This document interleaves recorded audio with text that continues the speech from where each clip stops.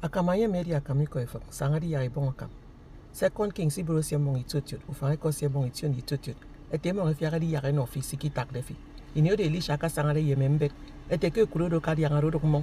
Mbele do siong bote o kurodo nkobo bowu. Li shadi meni to bon akam ya kasan kemong. Ikurodo fiaga woro fioro. Yem ni bon akam no fi ku seru sanu bokomi. Akam iko efak di me le ko subo de video mi. Ku ya tak fi ku bok no so wo fen. Ya kadi tene fi bon akam iko efak. Ete o Jehovah ku seru sanu bokomi free siki tak de ye ne kamye mi. O so subo de video mi. Atak de ye ne teme mi me yen mi. Abasi mo do ka kamba dudufo. Ya ga fiaga di ya no wo afono kan siki tak do. Yang di bon akam yo fote o Jehovah. Ekpe di mpo fo te fo mpo fo kafo. Me mpo fo ndo. Me kon akobo fi mpo fo bia. U seru sanu bokomi ama subo video mi.